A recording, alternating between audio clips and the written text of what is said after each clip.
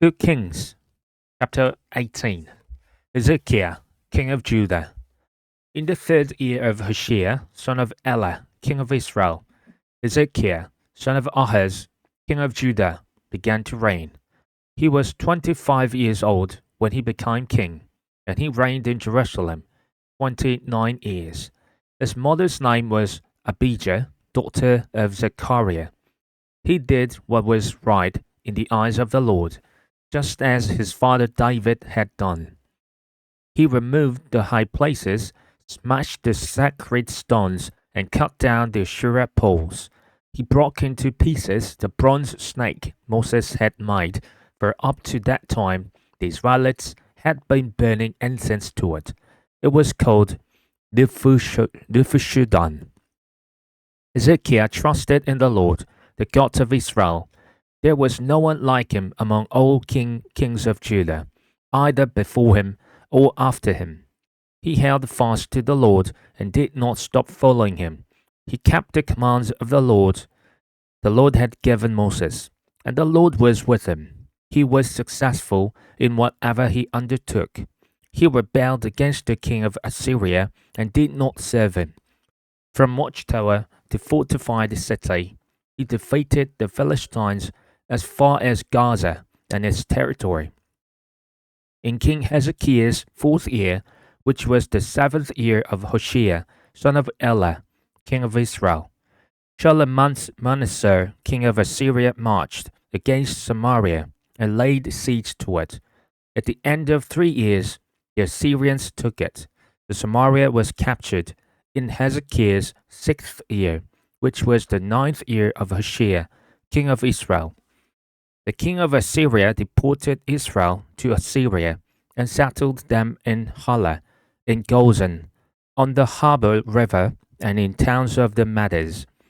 This happened because they had not obeyed the Lord their God, but have violated his covenant.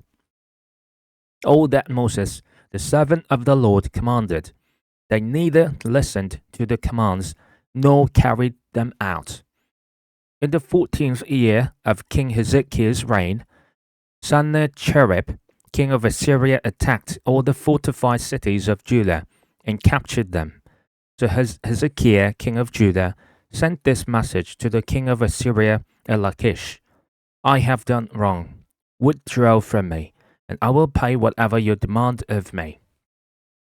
The king of Assyria exacted from Hezekiah, king of Judah, 300 talents of silver and 30 talents of gold. So Hezekiah gave him all the silver that was found in the temple of the Lord and in the treasuries of the royal palace. At this time, Hezekiah, king of Judah, stripped off the gold with which he had covered the doors and doorposts of the temple of the Lord, and gave it to the king of Assyria. Sennacherib threatens Jerusalem. The king of Assyria sent his supreme commander, his chief officer, and his field commander with a large army from Lachish to King Hezekiah at Jerusalem. They came up to Jerusalem and stopped at the aqueduct of the upper pool on the road to the washerman's field.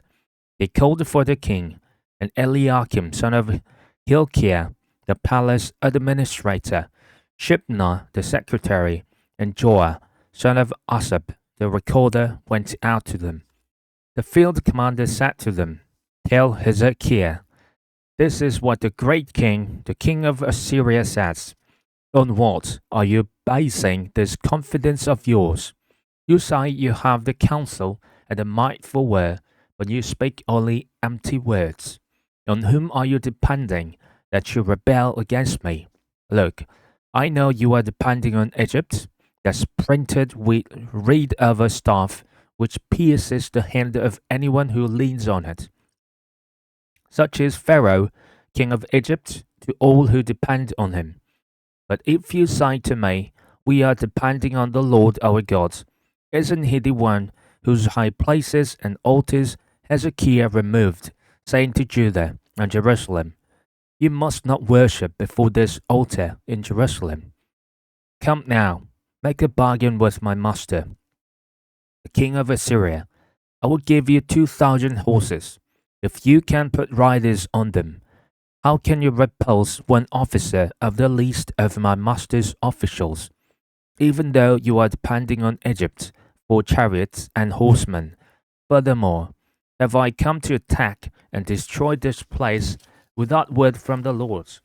The Lord himself told me to march against this country and destroy it. Then Eliakim, son of Hilkiah, and Shebna and Joah said to the field commander, Please speak to your servants in Aramaic, since we understand it. Don't speak to us in Hebrew in the hearing of the people on the wall. But the commander replied, Was it only to your master and you that my master sent me to say these things, and not to the people sitting on the wall, who, like you, will have to eat their own excrement and drink their own urine?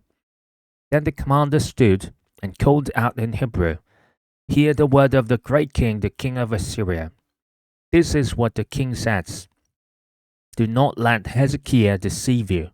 He cannot deliver you from my hand. Do not let Hezekiah persuade you to trust in the Lord when he says, The Lord will surely deliver us.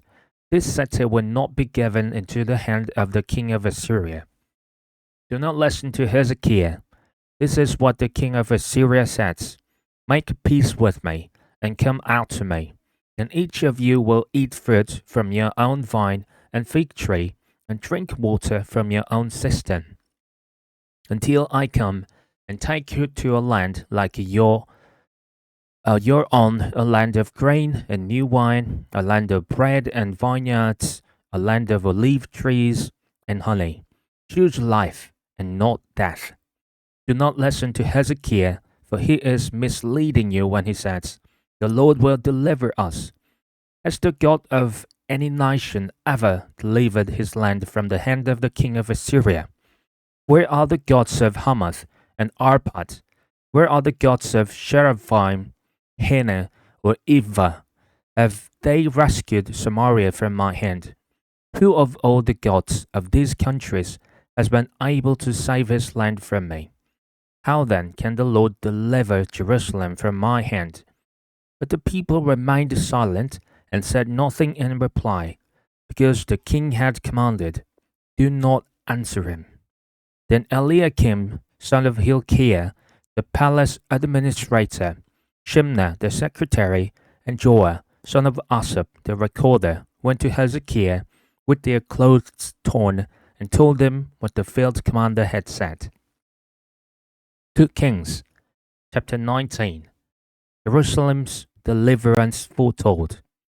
When King Hezekiah heard this, he tore his clothes and put on sackcloth and went into the temple of the Lord. He sent Eliakim, the palace administrator, Shebna, the secretary, and the leading priests, all wearing sackcloth, to the prophet Isaiah, son of Amoz. They told him, This is what Hezekiah says. This day is a day of distress, a rebuke and disgrace, as when children come to the moment of birth, and there is no strength to deliver them. It might be that the Lord your God will hear all the words of the field commander, whom his master the king of Assyria has sent to ridicule the living God, and that he will rebuke him for the words the Lord your God has heard. Therefore, pray for the remnant that still survives. When King Hezekiah's officials came to Isaiah, Isaiah said to them, Tell your master, this is what the Lord says. Do not be afraid of what you have heard. Those words with which the underlings of the king of Assyria has blasphemed me. Listen. When he hears a certain report, I will make him want to return to his own country, and there I will have him cut down with this word. When the field commander heard that the king of Assyria had left Lachish, he withdrew and found the king fighting against Libnah. Now Sennacherib received a report that Tirhakah, the king of Cush, was marching out to fight against him. So he again sent messengers to Hezekiah with this word. Say to Hezekiah, king of Judah, Do not let the gods you depend on deceive you when he says, Jerusalem will not be given into the hands of the king of Assyria. Surely you have heard what the kings of Assyria have done to all the countries, destroying them completely. And would you be delivered? Did the gods of the nations that were destroyed by my predecessors deliver them? The gods of Gozan, Haran, Rezeph, and the people of Elan, who were in Tel Assar. Where is the king of Hamath, or the king of Arpad? Where are the kings of Lar, Sepharvaim, Hena, and Eva? Hezekiah's prayer. Hezekiah received a letter from the messengers and read it, and he went up to the temple of the Lord and spread it out before the Lord. And Hezekiah prayed to the Lord, Lord, the God of Israel, enthroned between the cherubim, you alone are God over all the kingdoms of the earth. You have made heaven and earth. Give ear, Lord, and hear. Open your eyes, Lord, and see. Listen to the words Sennacherib has sent to ridicule the living God. It is true, Lord, that the Assyrian kings have laid waste these nations and their lands. They have thrown their gods into the fire and destroyed them, but they were not gods, but only wood and stone, fashioned by human hands. Now, Lord our God, deliver us from his hand, so that all the kingdoms of the earth might know that you alone, Lord, are God. Isaiah prophesies Sennacherib's fall. Then Isaiah son of Amoz sent a message to Hezekiah. This is what the Lord, the God of Israel, says. I have heard your prayer concerning Sennacherib, king of Assyria. This is the word that the Lord has spoken against him. Virgin daughter Zion despises you and mocks you. Daughter Jerusalem tosses her head as you flee. Who is it you have ridiculed and blasphemed? Against whom have you raised your voice and lifted your eyes in pride? Against the Holy One of Israel. By your messengers you have ridiculed the Lord, and you have said, with my many chariots I have ascended the heights of the mountains, the utmost heights of Lebanon. I have cut down its tallest cedars, the choicest of its junipers. I have reached its remotest parts, the finest of its forests. I have dug wells in foreign lands and drunk the water there.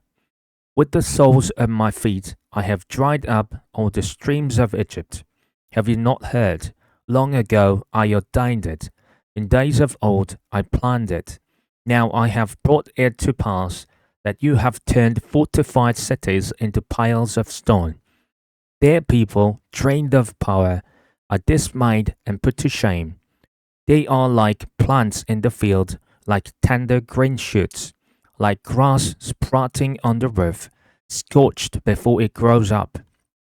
But I know where you are, and when you come and go, and how you rage against me. Because you rage against me, and because your insolence has reached my ears, I will put my hook in your nose and my bit in your mouth. I will make you return by the way you came. This will be the sign for you, Hezekiah. This year you will eat what grows by itself, and the second year what springs from that. But in the third year sow and reap, plant vineyards, and eat their fruit. Once more a remnant of the kingdom of Judah will take root below and bear fruit above. For out of Jerusalem will come a remnant, and out of Mount Zion a band of survivors. The zeal of the Lord Almighty will accomplish this. Therefore, this is what the Lord says concerning the king of Assyria. He will not enter this city, or shoot an arrow here. He will not come before it with shield, or build a siege ramp against it. By the way that he came, he will return. He will not enter this city, declares the Lord. I will defend this city and save it, for my sake and for the sake of David, my servant. That night, the angel of the Lord went out and put to death 185,000 in the Syrian camp. When the people got up the next morning, there were all dead bodies. The Sennacherib, king of Assyria, broke camp and withdrew. He returned to Nineveh and stayed there. One day, while he was worshipping in the temple of his god Nisroch, his sons Abimelech and Sharezer killed him with the sword, and they escaped to the land of Ararat. And Esarhaddon, his son, succeeded him as king.